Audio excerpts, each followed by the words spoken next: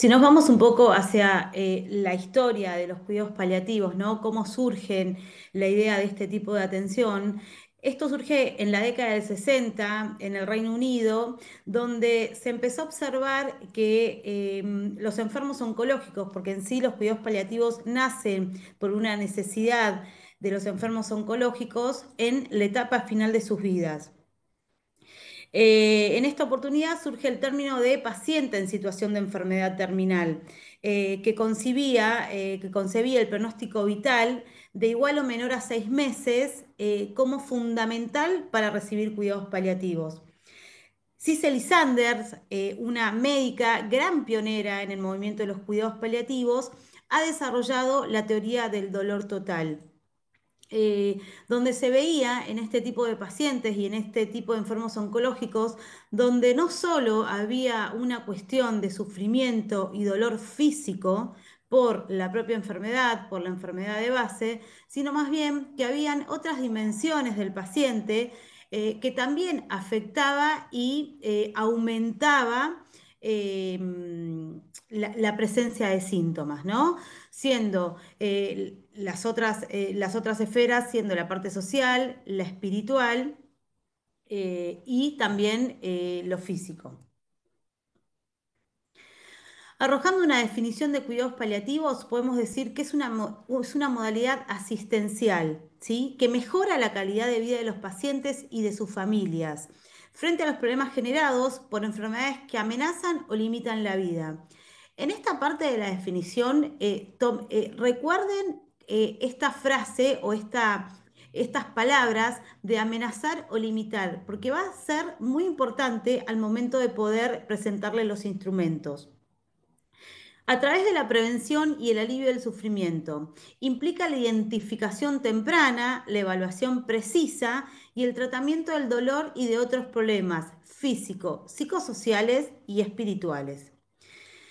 También se los define la SECPAL, la Sociedad Española de Cuidados Paliativos, como cuidados activos, totales e integrales, que se proporcionan a los pacientes con una enfermedad en fase avanzada y progresiva, potencialmente mortal y que ya no responde a un tratamiento curativo.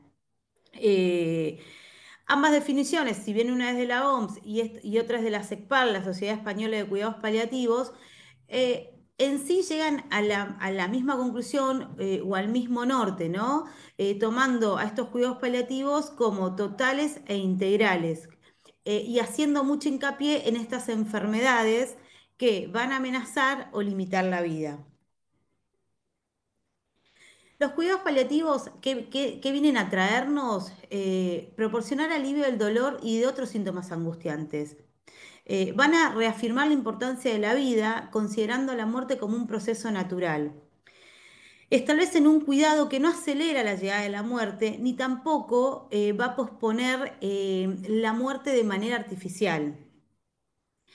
Integran los aspectos físicos, psicológicos, sociales y espirituales, en esto que decía en la definición, ¿no? Cuidados integrales y holísticos en el tratamiento del paciente. Van a facilitar que el enfermo lleve una vida tan activa como sea posible, adecuada a sus necesidades.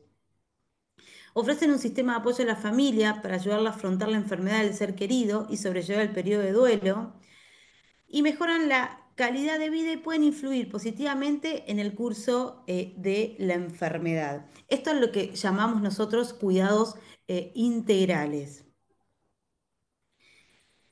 Y si podemos describir algunos principios que rigen o necesarios o características importantes de los cuidados paliativos, podemos decir que abordan una atención integral y holística que requiere no innatas, pero sí muy practicadas, desarrolladas, habilidades de comunicación efectivas, afectivas y de una escucha activa.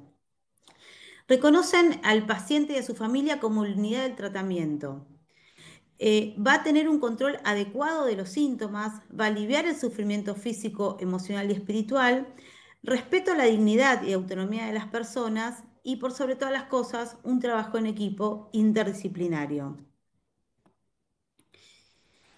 Si hablamos de trabajo en equipo interdisciplinario, ¿quiénes lo integran? Recordemos que siempre la unidad de atención va a ser el paciente y la familia.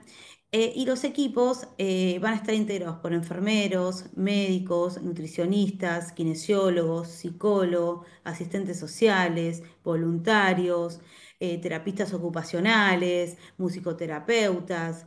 Y es bastante interdisciplinario el trabajo que se hace.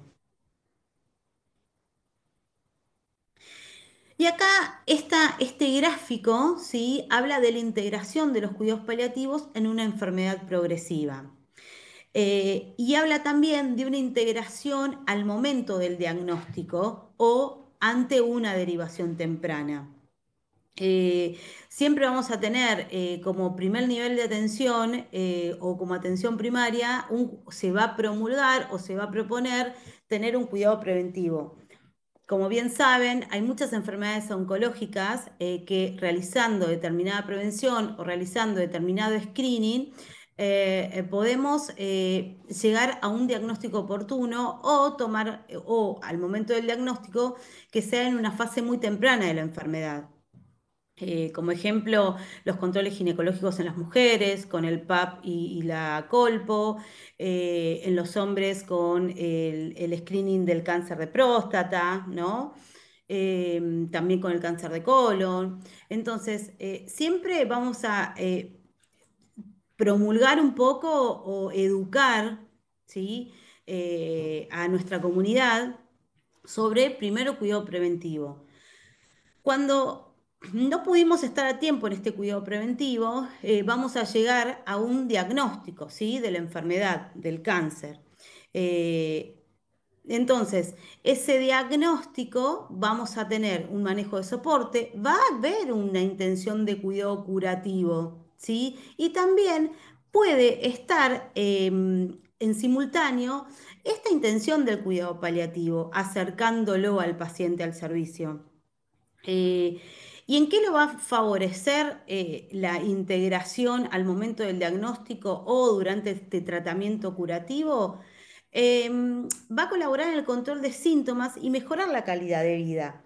Ustedes saben que muchos tratamientos oncológicos tienen muchos efectos adversos y requiere de control de síntomas, llámese náuseas, vómitos, diarreas, algún tipo también que le genere neurotoxicidad y empiece con demencia, con un tipo de delirio.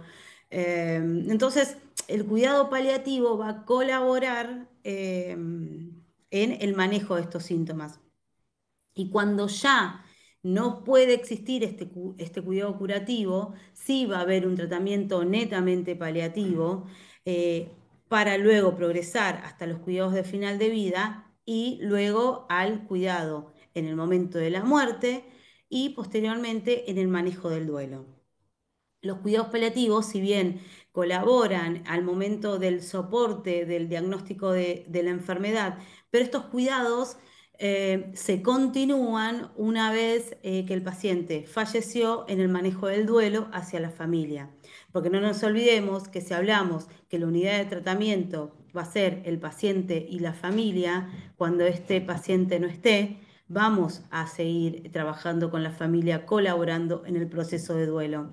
Porque también al momento que se acerque los cuidados de fin de vida, ya a esta familia ya la vamos a conocer y vamos a poder también realizar algún tipo de evaluación sobre cuán cerca o no están de tener un duelo difícil, ¿sí? Si bien todos los duelos son situaciones, todas las pérdidas son situaciones de duelo, pero hay algunos indicios que podemos tenerlos presentes para continuar acompañando.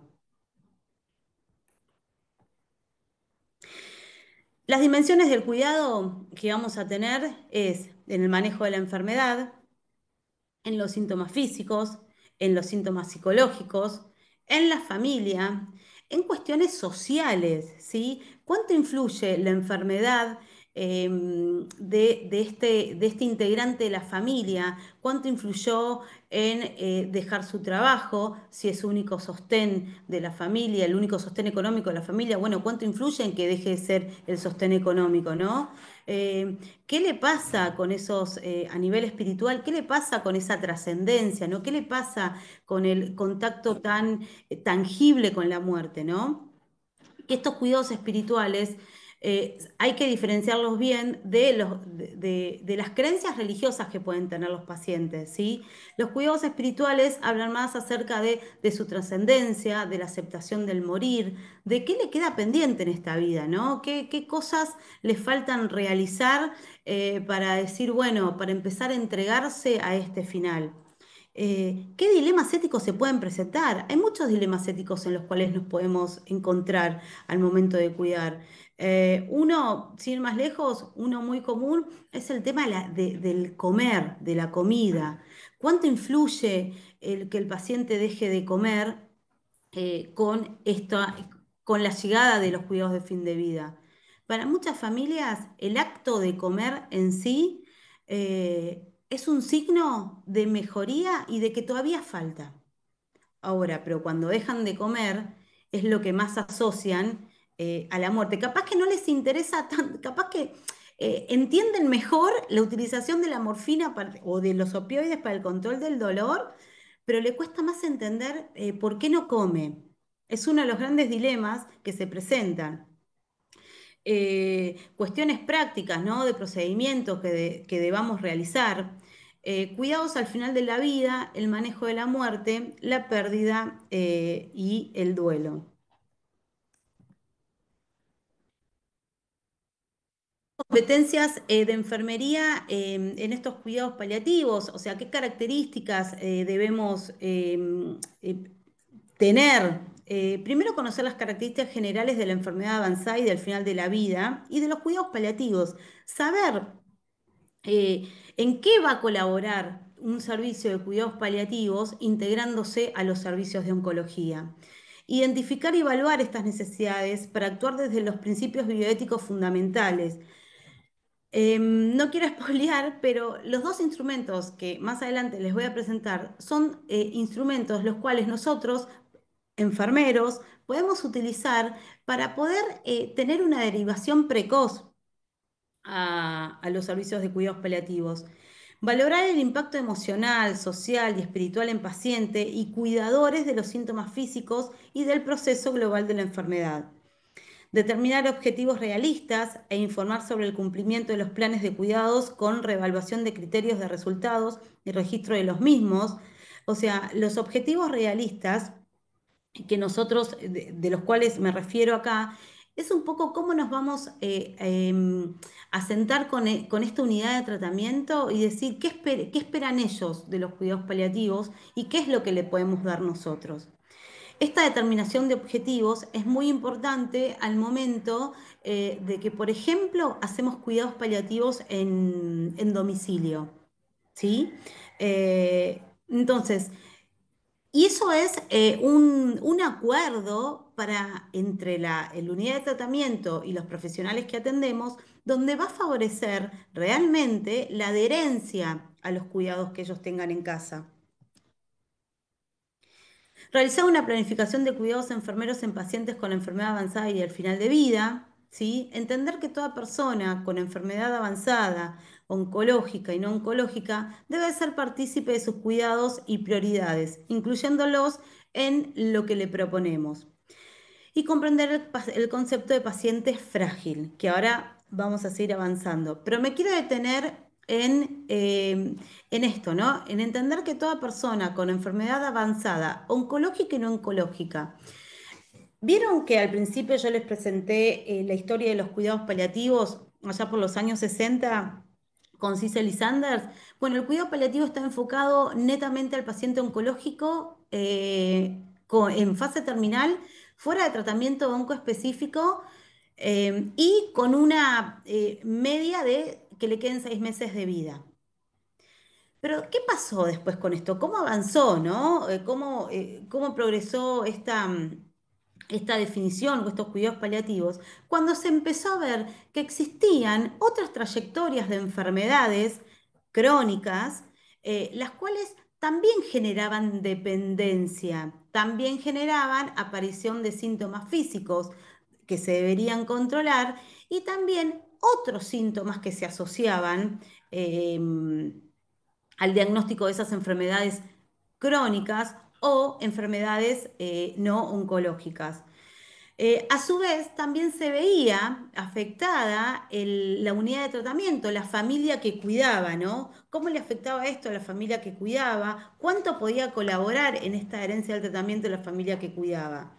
Y es ahí donde esta definición de cuidados paliativos hablan de enfermedades que amenazan o limitan la vida que amenazan, siempre, o sea, queremos hablar de las enfermedades oncológicas y que limitan la vida, estamos hablando de estas enfermedades no oncológicas, las enfermedades crónicas, como ser también enfermedades neurodegenerativas, enfermedades cardíacas que ocurren en los ancianos, estas insuficiencias cardíacas crónicas de larga data, pero que cada vez le restan a los pacientes mucha funcionalidad y le genera al familiar gran dependencia de cuidados.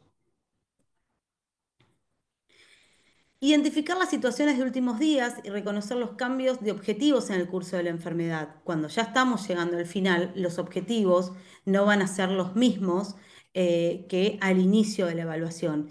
Y esto es identificar la situación de últimos días, también nos habla de empezar a conversar, bueno, eh, vos sabés que estamos llegando al final. Si estamos en domicilio, poder plantearnos si la familia está preparada para despedir al paciente en domicilio o si al momento de que llegue el final lo quiere volver a internar. ¿Sí? No todos están preparados para esperar la muerte de un familiar en la casa. Eh, También, bueno, si todavía quedaron cuestiones pendientes que se hablaron con el paciente en esto de lo que es la trascendencia, la espiritualidad, ese reconocimiento o esa biografía, ¿no?, que uno repasa con el paciente, bueno, colaborar en lo que se pueda continuar. Tratar con la unidad de tratamiento los cambios en los objetivos terapéuticos y conocer los recursos existentes para la derivación de pacientes de alta complejidad. Bueno, ¿dónde estamos con este paciente paliativo? ¿Estamos en casa? ¿Estamos internados y nos queremos ir a casa? Bueno, ¿dónde estamos y dónde podemos tener nosotros, la familia, la capacidad para poder acompañar? Un poco vuelvo también a estas competencias de enfermería en cuidados paliativos, donde la comunicación, sí, debe ser muy efectiva, afectiva y de una escucha activa, ¿sí? La comunicación requiere de habilidades donde nosotros nos debemos entrenar para tener esas habilidades, ¿no? Eh, por decirle, parte de las habilidades importantísimas de comunicación, un poco es tener el tiempo, literal, el tiempo, el factor tiempo, para sentarnos a escuchar, ¿sí? Y una vez que escuchamos, poder tener entrenadas las respuestas. Entrenadas no es tener un manual de decir si me pregunta algo, si me pregunta A, respondo B. Esto nos los da la capacitación que nosotros tengamos en nuestra profesión. Y ya que menciono un poco la capacitación, las cuales nosotros continuamos, parte también es el pertenecer a las sociedades científicas. ¿Sí? Esto que dijo un poco el licenciado Ricardo, bueno, el pertenecer a las sociedades científicas nos da a nosotros la capacidad de participar en estos webinars, en cursos y en las propuestas académicas, las cuales nos seguirán dando herramientas en nuestra profesión. Y ahora vamos a pasar un poco a la importancia de los cuidados paliativos al inicio del tratamiento oncológico. ¿En qué nos va a beneficiar? Bueno, en el control de síntomas y efectos secundarios. Al principio del tratamiento oncológico, los pacientes enfrentan síntomas como dolor, náusea, fatiga, pérdida del apetito. Los cuidados paliativos se van a centrar en aliviar estos síntomas, lo que no solo va a mejorar la comodidad del paciente, sino que también puede permitir una mejor adherencia al tratamiento principal. Adaptación al diagnóstico y al tratamiento. Acá muy incluida el equipo de salud mental, ¿no? Eh, cómo impacta el diagnóstico de cáncer eh, al momento que nos los dan. Bueno, los equipos de cuidados paliativos van a trabajar con el paciente y su familia para ayudarlos a comprender su situación, afrontar el impacto emocional y mental del diagnóstico y adaptarse a los cambios en su vida. Eh, Como ustedes, como enfermeros en oncología, sabrán que cuando se inicia un tratamiento con citostáticos o anticuerpos monoclonales, terapias dirigidas, eh, van a iniciar síntomas, ¿no? Como que esos tratamientos nos van a dejar un residual de cansancio, de náuseas o vómitos, de fatiga, ¿no? Bueno. Aquí estamos también para colaborar. Educación y toma de decisiones informadas. Los profesionales de cuidados paliativos proporcionan la información detallada sobre las opciones de tratamiento, incluidos los posibles beneficios y efectos secundarios. Esto permite a los pacientes tomar decisiones informadas sobre su atención médica, teniendo en cuenta sus valores personales y metas del tratamiento. Va a llegar un momento donde es de muy buena práctica, desde nosotros también y de todo el equipo de salud, darle las herramientas necesarias a los pacientes para que ellos decidan. O sea, activar lo que llamamos el paciente activo, el paciente empoderado, ¿no? Que es aquel paciente que dice, bueno, yo sé la enfermedad que tengo, decidí aceptar este tratamiento, pero a veces también deciden no continuarlo. Entonces, esas decisiones que puede llegar a tomar el paciente, es importante que lo haga con toda la información que nosotros le demos.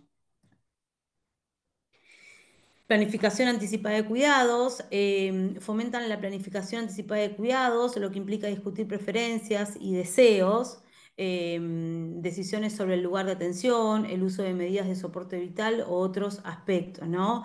Cuando hablamos de decisión, planificación anticipada de decisiones, en algunas instituciones hay un documento los cuales los pacientes firman, dejando por escrito lo que quieran, lo que quieren o lo que desean cuando la enfermedad avance o lo que desean al momento de que ellos no puedan decirlo, ¿sí? La orden de no reanimación es una de las más comunes, ¿no? Otro puede ser, otro ejemplo es, bueno, yo no me interno más. Yo paso esta quimio, si vuelvo a tener todos los efectos adversos, hasta acá llegué, yo no me interno más, yo me quiero quedar en casa, mi cuerpo ya no resiste. Porque, a ver, quien está del otro lado es el paciente, quien pone el cuerpo es el otro, no somos nosotros.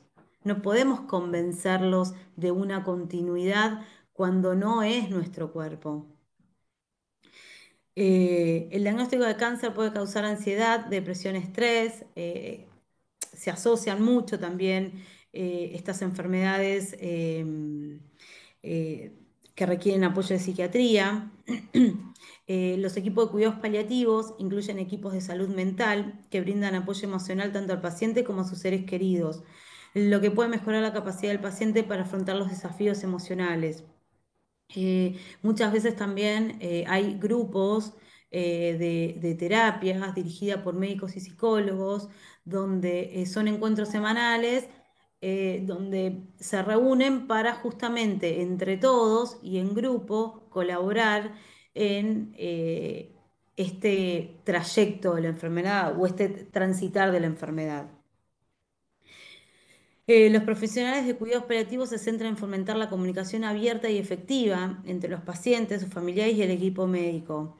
Eh, Creo que en este sentido hay un artículo muy interesante de la SECPAL donde habla de que si bien en cuidados paliativos y en cualquier especialidad, ¿no? Lo ideal es poder entrenar lo que llamamos la verdad soportable, ¿no?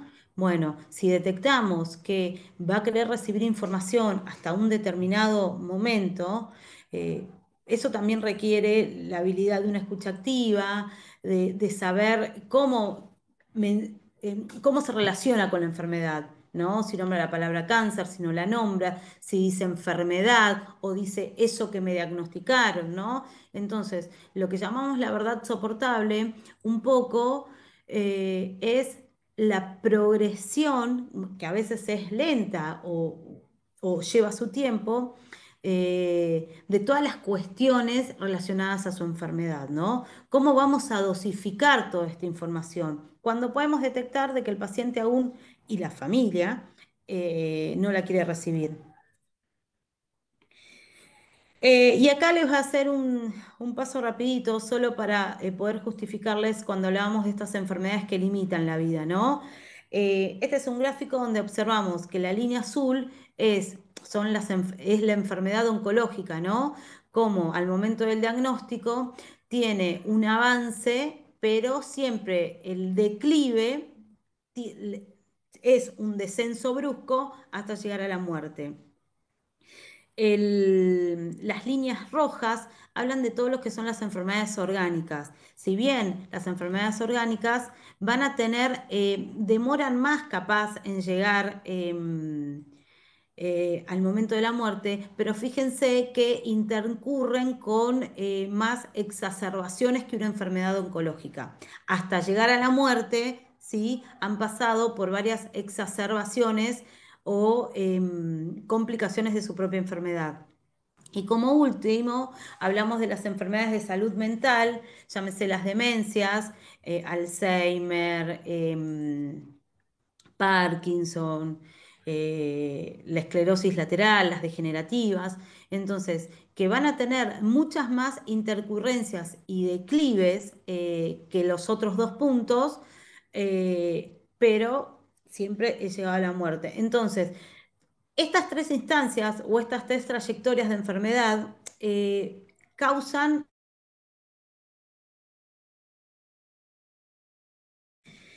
En la primera trayectoria, la persona presenta una declinación de su capacidad funcional en algunas semanas o meses y ocasionalmente en años. Es características del enfermo oncológico. En la segunda trayectoria, la persona declina funcionalmente en el lapso de años, con periodos de mayor declinación por exacerbaciones de su patología de base. Es características de las personas que presentan insuficiencias de órganos vital, insuficiencias cardíacas, EPOC, ¿sí? Insuficiencia hepática, renal. Y en la tercera trayectoria, la persona declina en forma progresiva en el correr de los años, partiendo de una situación funcional ya más deteriorada que en las anteriores. La progresión de la enfermedad es agudos como infecciones, deteriora más el estatus funcional previo y puede desencadenar la muerte. Es características de la fragilidad y de las demencias.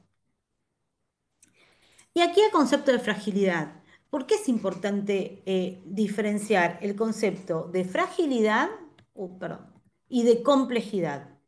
¿Sí? Cuando hablamos de fragilidad, nos tenemos que imaginar a la fragilidad está asociada al paciente y su capacidad de adaptación a las situaciones clínicas. Es muy importante poder definirla en pacientes oncológicos. Es un estado de vulnerabilidad extremo frecuentes, es multidimensional y cíclico, que resulta en disminución de la capacidad de resiliencia y aumento de la vulnerabilidad de los estresores. Entonces, cuánto puede este paciente ante cada intercurrencia volver a adaptar su cuerpo? Entonces, este modelo lo que presenta es un ejemplo de los pacientes a través de los resortes, ¿no? Bueno, a medida que la enfermedad avanza, ¿sí? Cada vez va a tener menos adaptabilidad a la enfermedad. Y la fragilidad podemos decir que el paciente no es frágil porque tiene mejor resiliencia y adaptabilidad funcional a cada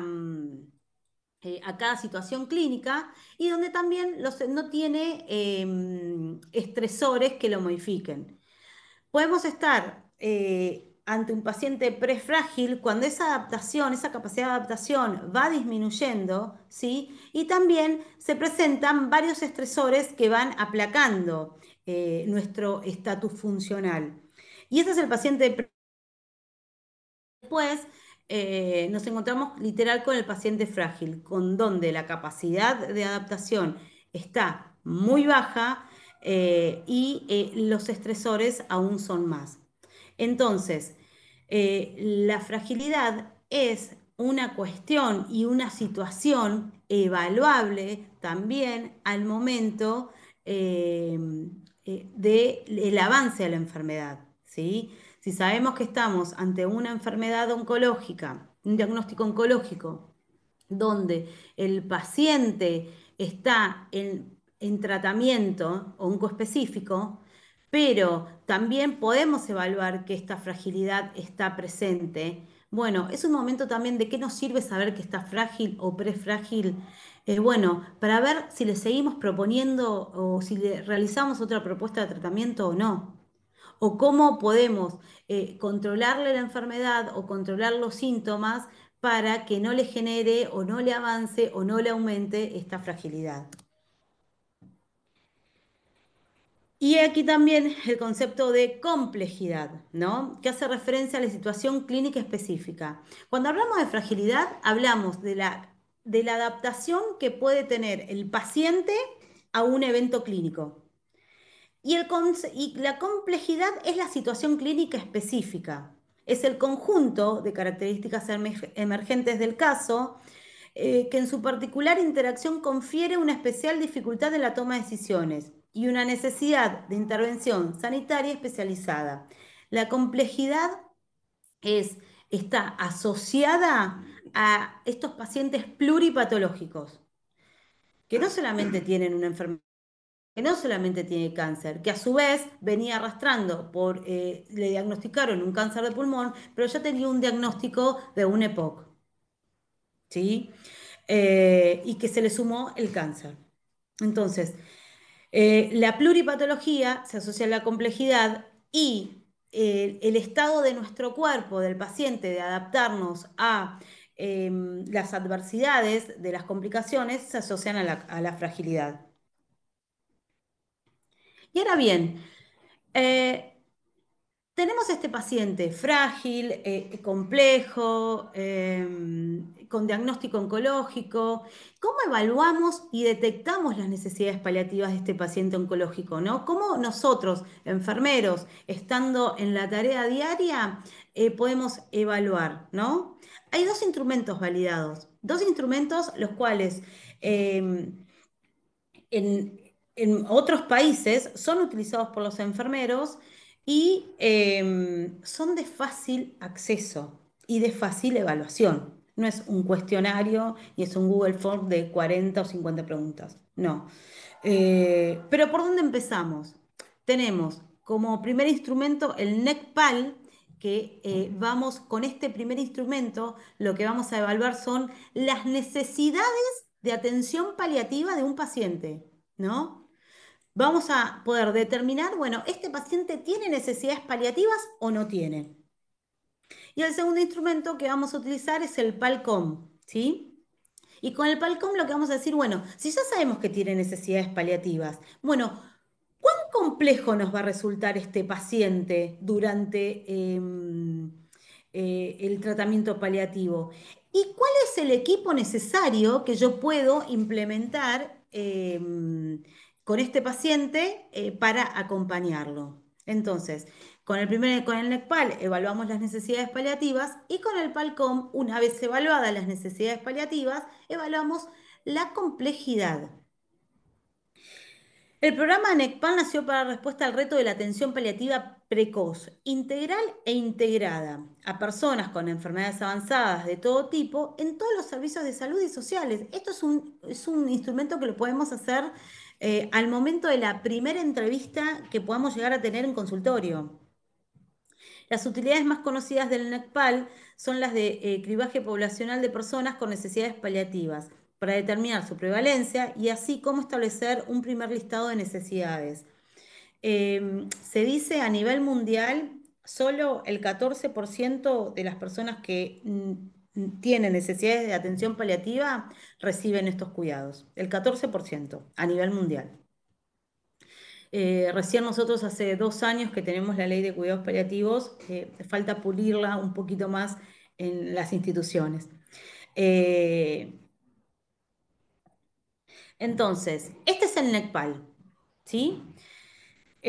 Aparte de detectar si el paciente que estamos evaluando tiene necesidades de atención paliativa, esta última versión, que es la 4.0 de 2021, también nos puede arrojar un factor pronóstico, ¿sí? Evaluarlo en el estadio 1, 2 o 3 nos va a dar un aproximado de un factor pronóstico. Lo que le digo siempre a mis alumnos, a ver, los pacientes paliativos conviven en una dinámica de enfermedad muy interesante, donde un paciente puede tener un NECPAL positivo y estar en estadio 1, eh, a los 30 días del estadio 1 pudo pasar al estadio 3. Entonces, hay una dinámica muy activa en este tipo de pacientes. Y ahora bien, ¿cómo utilizamos este instrumento? Acá ven que dicen la pregunta sorpresa. Empezamos por hacernos esta pregunta. Creo que este paciente que llegó hoy, 22 de mayo, a mi consultorio de enfermería, ya con un diagnóstico de un cáncer de colon con segunda línea de tratamiento oncológico, creo que puede llegar a morir en los próximos 12 meses.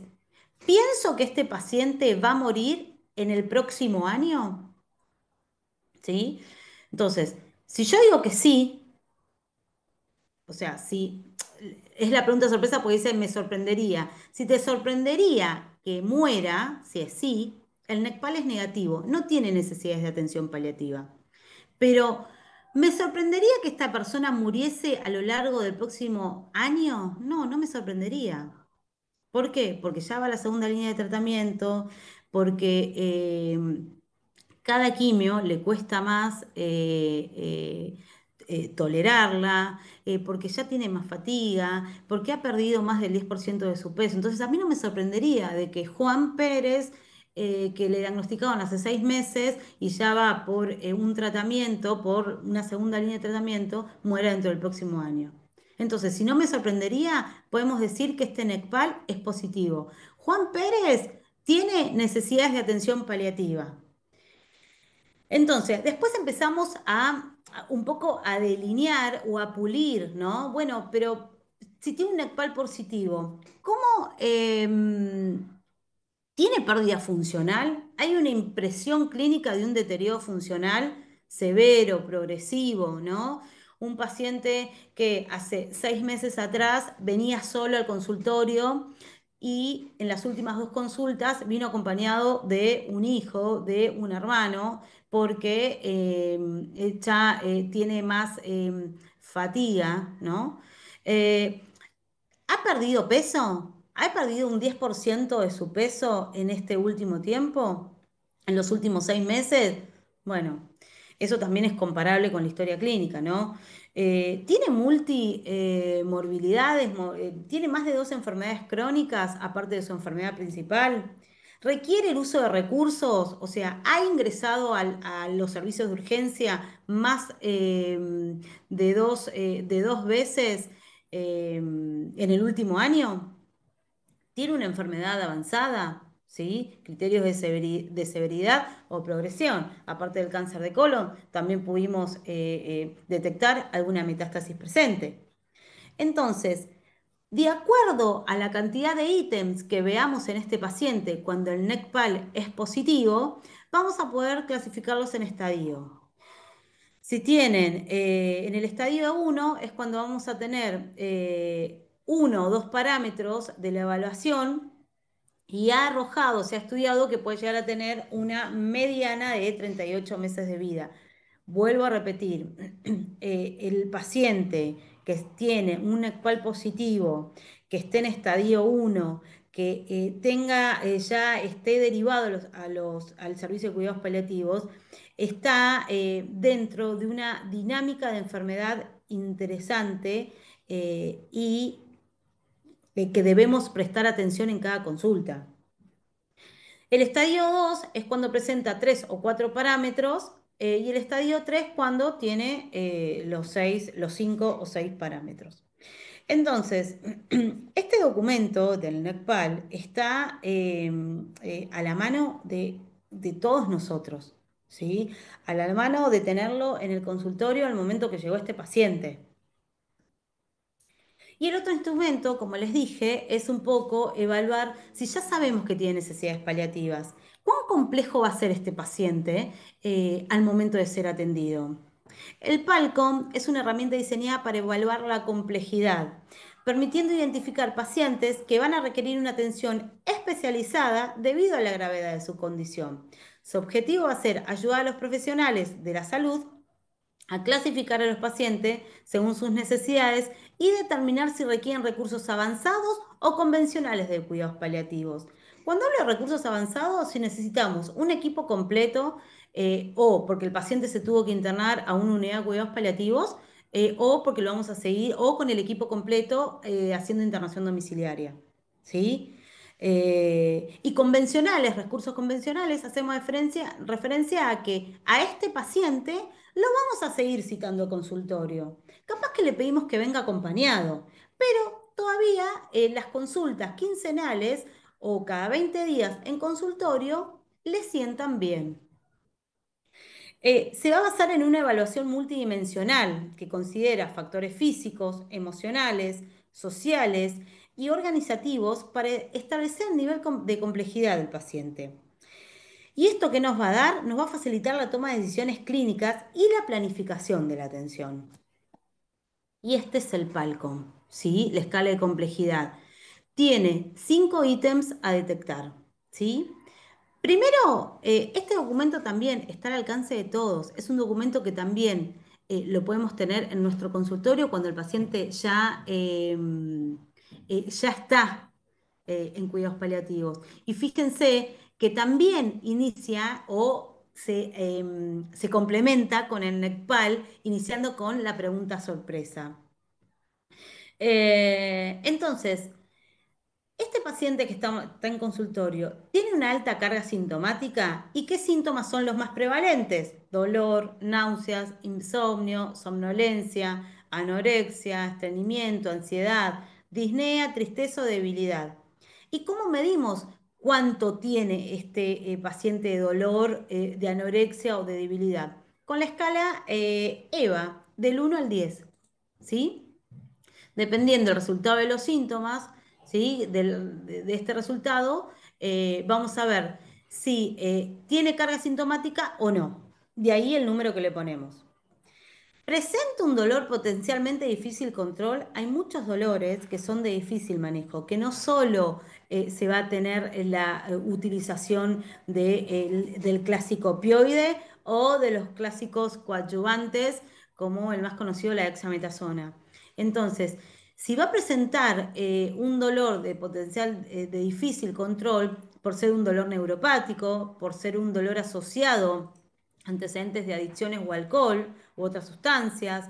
Si es un dolor mixto, ¿no? Nociceptivo y neuropático. Un dolor asociado al deterioro conectivo. Crisis de dolor irruptivo, donde al momento las crisis de dolores irruptivos es cuando tenemos controlado el dolor, controlado, pero de repente aumenta el dolor de golpe y requiere del uso más de los rescates. Y también lo que hablamos en la definición cuando mencionamos a Cicely Sander, si este dolor está asociado a un malestar emocional intenso, ¿sí? Si es este dolor total. Luego le colocamos el número correspondiente. ¿Presenta deterioro funcional? ¿La persona requiere asistencia relevante para las actividades de la vida diaria? Acá utiliza dos evaluadores que son el índice de Bartel y el Karnofsky, ¿sí? Eh, ¿Presenta algún factor de riesgo sociofamiliar? Siempre hablamos de que en los cuidados paliativos la unidad de tratamiento es el paciente y la familia. Bueno, a ver, ¿esta familia está preparada para acompañar? No, ¿va a ayudar? ¿Va a entorpecer porque no pueden y no tienen las herramientas? ¿Van a requerir, a su vez, aparte de que lo requiere el paciente, un apoyo de salud mental, ellos también? ¿Sí? ¿Por qué? Porque hay menores como convivientes, porque hay ausencia de un cuidador identificado, porque tiene limitaciones el cuidador principal por la edad avanzada, porque hay experiencias complejas de violencia de género, de adicciones, hay riesgo de claudicación familiar. ¿Sí? La claudicación familiar es cuando llega un momento donde la familia también empieza a presentar algunos síntomas de desborde, sobre todo mucha ansiedad, y angustia y hasta depresión y ya no pueden cuidar más. Y también agrega este PALCOM si presenta alguno de los conflictos éticos o existenciales.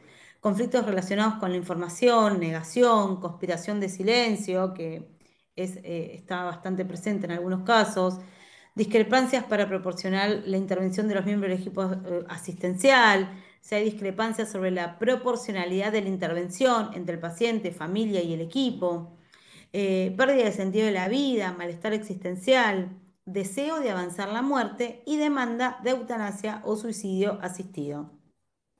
Este deseo de adelantar la muerte es un tema muy interesante que también lo estamos trabajando mucho en cuidados paliativos.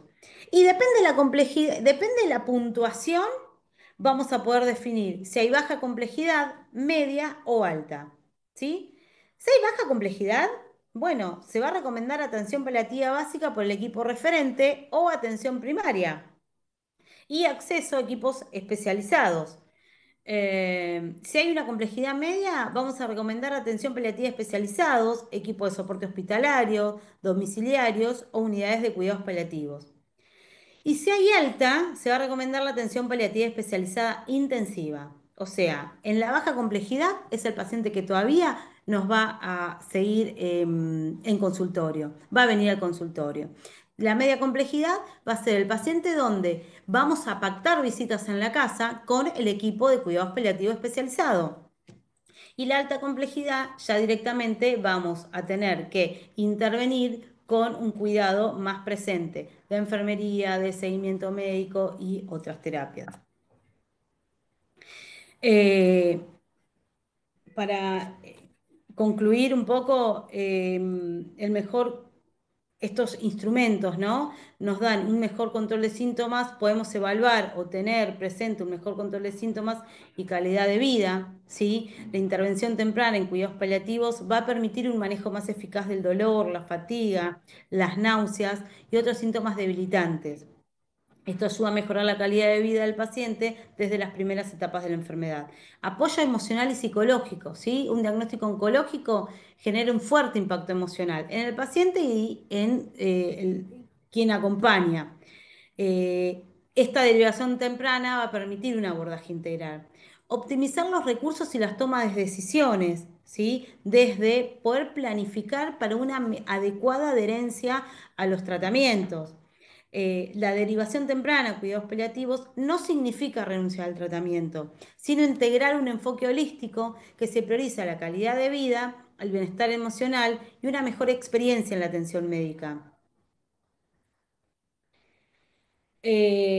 Identificación temprana de las necesidades paliativas, ¿no? A través del uso de estos instrumentos, NECPAL y PALCON, va a permitir detectar pacientes con enfermedades crónicas avanzadas y que requieren cuidados paliativos, facilitando las intervenciones oportunas y evitando tratamientos agresivos innecesarios. Y también estos instrumentos optimizan la atención en diferentes niveles asistenciales. Pueden aplicarse en atención primaria, hospitales y unidades especializadas, asegurando una continuidad asistencial y una mejor coordinación entre equipos médicos. Y he aquí la Ley Nacional de Cuidados Paliativos, la 27.678. Luego del trabajo de muchos expertos y referentes en los cuidados paliativos a nivel nacional, se ha sancionado esta ley, la cual obliga a todas las instituciones de salud de índole privada o estatal a fomentar la formación de los equipos de cuidados paliativos. Muchas gracias a todos por la atención.